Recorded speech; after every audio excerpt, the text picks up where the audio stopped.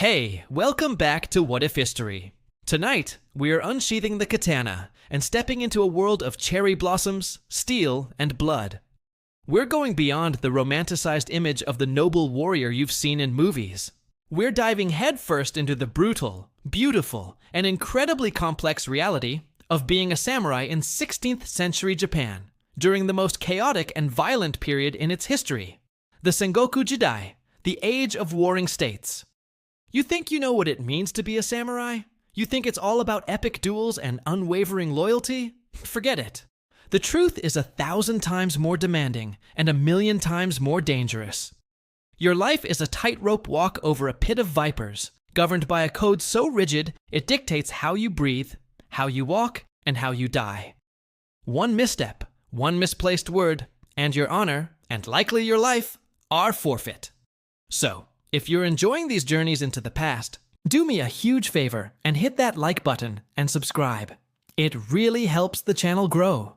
And as always, I'm fascinated to know where you're all listening from. Drop your location and the time in the comments below.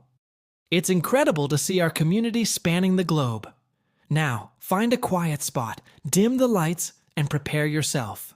We're about to find out what it was really like to live, fight, and die by the sword. Congratulations! You've just woken up, not in your comfortable bed, but on a firm futon laid upon tatami mats. The year is 1575. The air is cool and carries the faint, clean scent of cedarwood from the shoji screens that serve as your walls. Outside, you hear the distant, rhythmic clack of a wooden yoshigi, signaling the start of the day. You are not just you anymore. You are Katsuro, a samurai in the service of the Oda clan, one of the most powerful and ambitious factions fighting for control of Japan. The first thing that hits you isn't a sight or a sound, but a feeling. A weight. It's the constant, crushing weight of expectation. You are a bushi, a warrior, and your entire existence is defined by a single concept: honor. It's not just a word, it's the air you breathe, the food you eat, the armor you wear. It is everything. You slide open the paper screen of your room. The morning light reveals a meticulously raked Zen garden. Every rock, every swirl in the sand, is a testament to order and control in a world defined by chaos. This is the first paradox of your new life. The relentless pursuit of tranquility and beauty in the midst of unimaginable violence. Your servant, a young man named Kenji, enters silently, bowing so low his forehead nearly touches the floor. He brings a simple meal, a bowl of rice, some pickled vegetables, and a piece of grilled fish. You eat with precise, deliberate movements. Every gesture is a performance, a reflection of your inner discipline. You eat in silence, contemplating the day ahead. Your lord, Oda Nobunaga, is a man of fire and ambition. His campaigns are relentless, and you could be called to battle at any moment. Death is not a distant possibility. It's your constant companion, a shadow that follows your every step.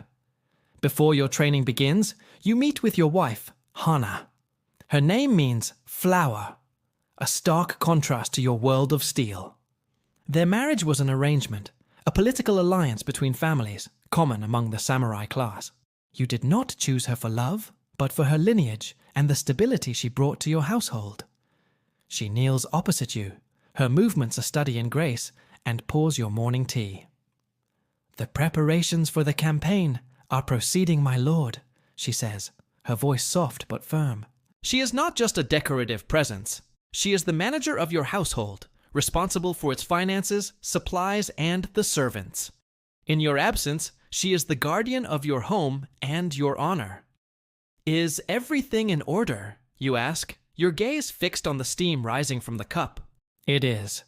Kenji has packed your provisions. The armor has been polished and the cords checked for wear. Your banners are ready. She pauses.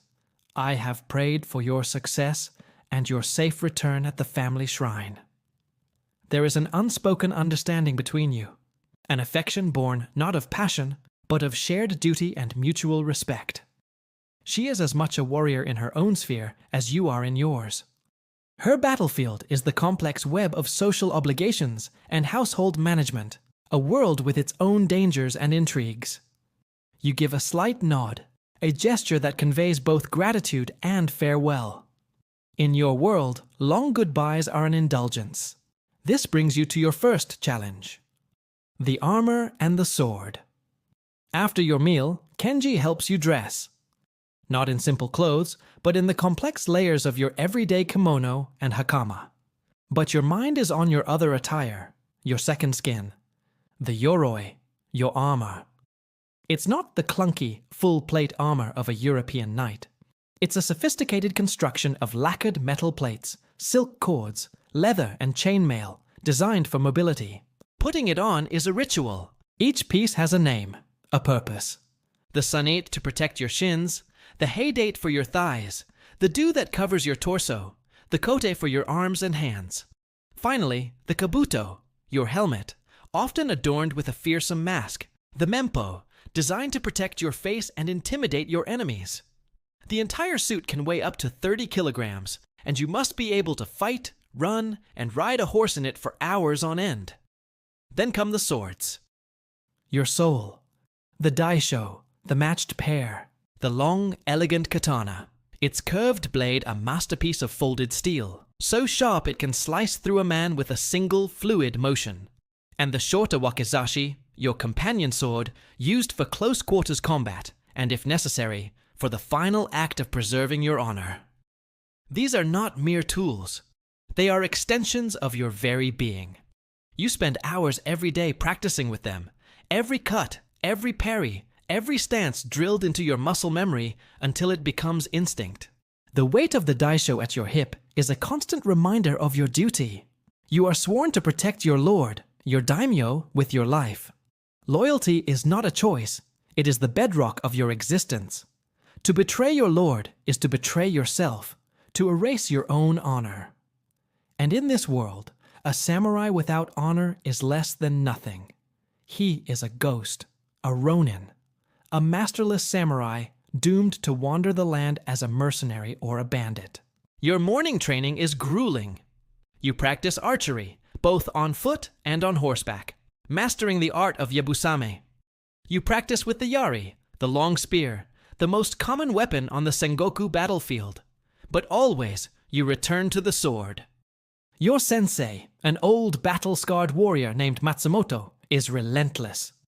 Your cut is hesitant, Katsuro, he barks, his shinai, a bamboo practice sword, striking your side with a painful thwack.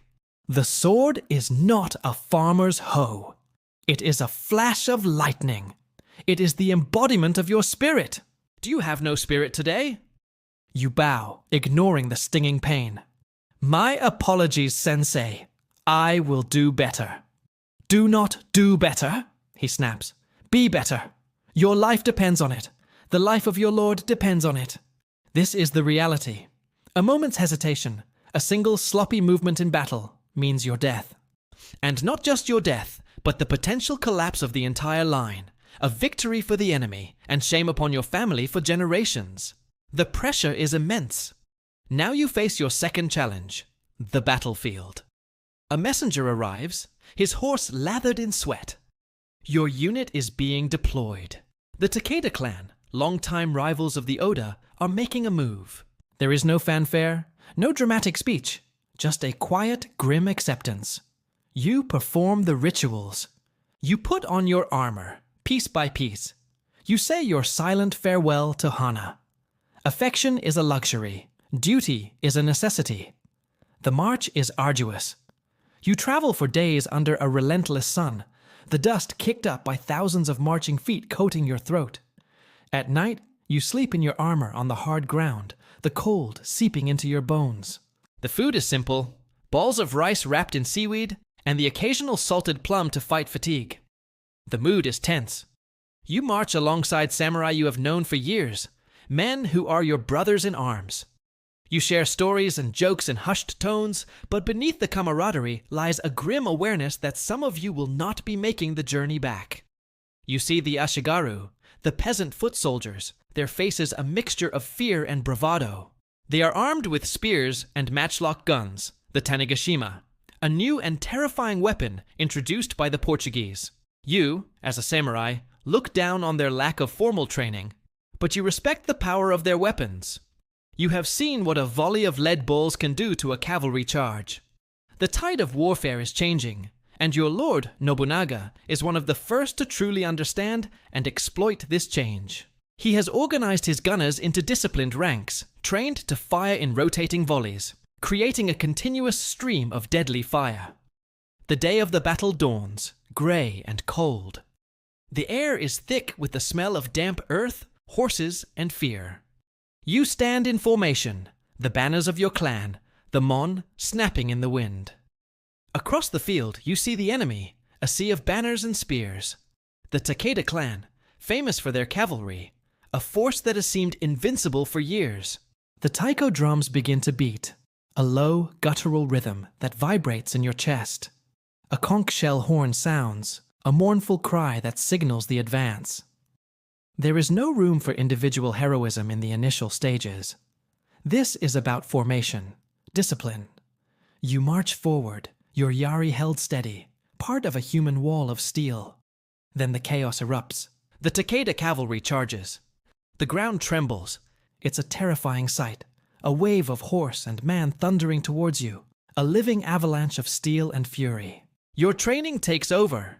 You brace your spear, planting the butt end in the ground, the tip angled towards the charging horses. The impact is bone-jarring. A horse screams, impaled on a spear next to you. Its rider is thrown, and an ashigaru quickly dispatches him with a brutal spear thrust. The air splits with the deafening roar of the Tanegashima. The Oda gunners unleash their first volley. The front rank of the Takeda cavalry dissolves into a chaotic mess of falling horses and men. But they are relentless. They press the charge, closing the distance. An enemy samurai breaks through the line. He's a giant of a man, his armor a deep crimson. His katana is raised, and his face, visible beneath his helmet, is a mask of fury. This is it. The moment your entire life has been a preparation for. Time seems to slow down. You drop your spear and draw your katana, its polished steel gleaming even in the dull light. You meet his charge. The clash of steel rings in your ears. His blow is powerful, meant to shatter your sword and your arm. You deflect it, the force jarring you to the bone. You pivot, using his momentum against him, and make your own cut. It's not a wild swing. It's a precise, controlled movement, a movement you have practiced 10,000 times. Your blade finds a gap in his armor, under the arm. You feel the resistance as it cuts through flesh and bone. His eyes widen in surprise. A grunt escapes his lips. The crimson armor is now stained with a darker red. He stumbles and falls. You do not pause to celebrate. You do not feel triumph. You feel a cold, grim satisfaction. You have done your duty. You have survived. For now. You turn to face the next threat. The battle rages around you for hours. The field becomes a muddy charnel house, littered with the bodies of men and horses. The air is filled with the screams of the wounded, the acrid smell of gunpowder, and the metallic tang of blood. This is the reality of your life. Not glorious, not romantic. It is brutal, bloody, and horrifying. By the end of the day, the Oda are victorious. The Takeda cavalry, once thought unstoppable, has been broken against Nobunaga's innovative tactics. The Takeda have retreated. You are exhausted, spattered with mud and blood that is not your own. You have a shallow cut on your arm, a deep bruise on your ribs. You are one of the lucky ones. Many of your comrades lie dead on the field. The work is not over. You help gather the heads of the most notable enemies you have slain. It's a gruesome task, but a necessary one. Each head is cleaned and mounted on a board, tagged with the name of the victim and the name of the samurai who killed them. Proving your kills is how you earn recognition, land, and reward from your daimyo. It is the grim accounting of war. This brings you to your third, and perhaps most difficult challenge, the Court of the Lord. Surviving the battlefield is one thing. Surviving the intricate and deadly politics of your lord's court is another. Back in the castle town, you must present yourself to Oda Nobunaga. He is a brilliant but ruthless and unpredictable leader. A single word, a single glance deemed disrespectful could lead to your disgrace or even an order to commit seppuku. The castle is a fortress of stone and wood, but the real dangers are not the walls or the moats. They are the whispers in the corridors, the shifting alliances, the jealous rivals. You navigate a world of subtle etiquette. You must know who to bow to, how deeply to bow, when to speak, and when to remain silent. You kneel in the audience chamber, your head bowed, not daring to look directly at your lord. The air is thick with the scent of incense and power. You present the heads of the enemies you have slain. Nobunaga inspects them with a cold, appraising eye. "This one fought well," he says, gesturing to the head of the crimson-armored samurai. "You have done your clan a service, Katsuro." "You honor me, my lord," you say, your voice steady, betraying none of the fear you feel. He rewards you with a small parcel of land and a promotion. You are filled with a surge of pride, but you show nothing. To show emotion would be a sign of weakness. You thank him with another deep bow and retreat, feeling the eyes of the other samurai on your back.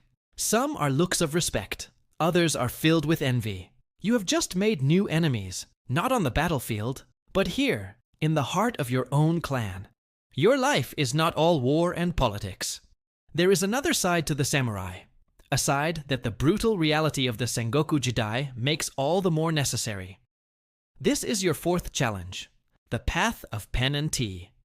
In the evenings, you do not carouse in taverns.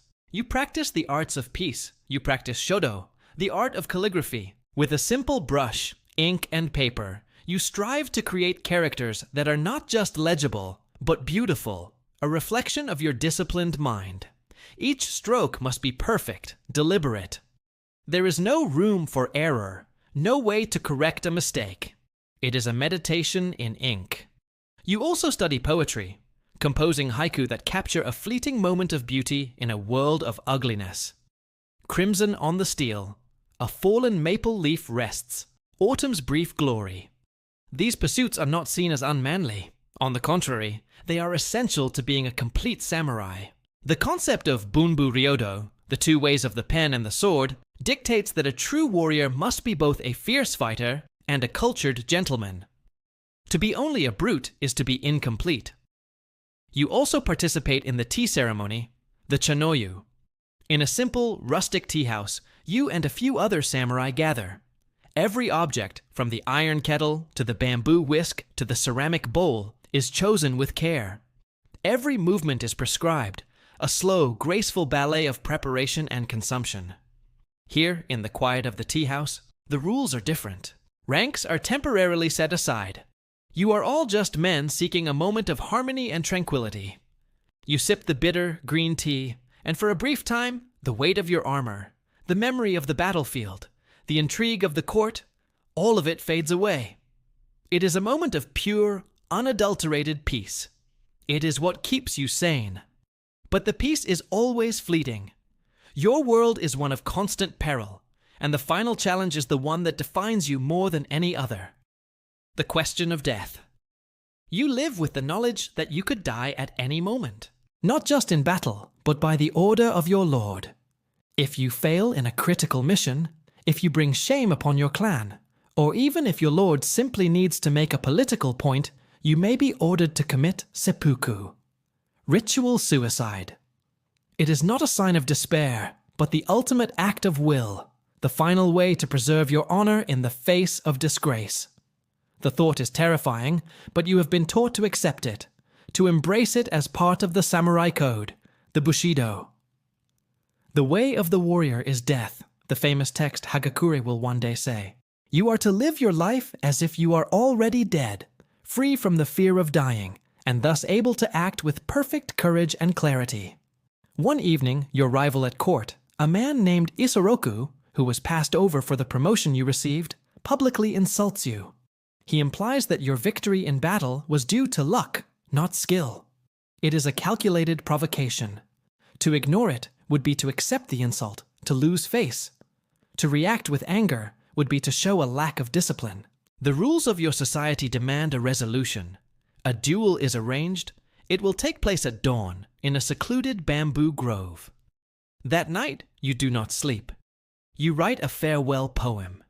You spend time with your wife, a quiet, shared moment of unspoken understanding. You are calm. Your training, your entire life, has prepared you for this. You have accepted the possibility of death. At dawn, you face Isoroku. You both bow. You draw your katanas. The bamboo grove is silent, save for the rustling of the leaves. There are no taiko drums, no battle cries, just two men, two swords, and a matter of honor to be settled. He is fast, his style aggressive. He presses the attack, his blade a blur of silver. You remain calm, parrying his blows, conserving your energy, waiting for your moment. You are not fighting with anger. You are fighting with an empty mind, mushin, a state of pure awareness. He overextends, leaving a momentary opening. It is all you need. Your counterattack is swift, precise. A single, clean cut. It is over in an instant. Isoroku falls, his honor satisfied in death. You have defended your name. You have survived. You clean your blade and bow to your fallen opponent. There is no joy in this victory. Only the grim satisfaction of duty fulfilled. You walk back to your home as the sun rises, its rays filtering through the bamboo, casting long shadows on the path. Your own shadow follows you, a constant companion. The shadow of death, the shadow of honor. This is your life. A constant, precarious balance between violence and beauty, between chaos and discipline, between life and death. You are a killer and a poet, a servant and a master. You are a samurai, and you have survived another day. But you know, with a certainty that chills you to the bone, that your survival is only ever temporary. The wheel of fate will continue to turn, and one day, your luck will run out. All you can do is face that day with honor, with your sword in hand, and with a final poem on your lips. And just like that, you're back. Take a deep breath. Feel the solid ground of the 21st century beneath you. The life of a samurai was a world of the sharpest contradictions, wasn't it? The search for inner peace through arts like calligraphy and the tea ceremony, existing side by side with the brutal, unflinching violence of the battlefield. It's a paradox that seems almost impossible to us today. How can a man whose hands are stained with the act of killing create a poem of fleeting beauty with the same brush stroke? This duality wasn't a weakness. It was the core of their strength. A mental tightrope walk that kept them from losing their humanity in the ever-present brutality of their daily lives. So, what can we learn from this? Perhaps it is a lesson about the human capacity to create structure and meaning in even the most chaotic of times. The Bushido Code, for all its harshness, was an attempt to impose a moral framework on a world at war. It was a way to find honor and a higher purpose when life was cheap and death was everywhere. It teaches us that the strictest rules often arise when the world is at its most lawless, a desperate attempt to tame the beast within. The world of the samurai is gone, but its echoes remain. In Japan's modern culture, you can still see the emphasis on discipline, respect, and the importance of the group over the individual, a direct legacy of the clan structure. You see it in the aesthetics of minimalism, in the focus and dedication of the martial arts, even in the way business relationships are conducted with a sense of duty and loyalty. And globally, the romanticized image of the samurai continues to captivate us, a symbol of a time when honor was worth more than life itself. But as we've seen tonight, the reality was far more complex, far more demanding, and far more human. Thanks for joining me on this journey into feudal Japan. Let me know in the comments what you think. Could you have survived a single day under the crushing weight of Bushido? Next time, we're going to explore a completely different kind of survival. What if you woke up tomorrow and all modern technology was gone? Until then, stay curious.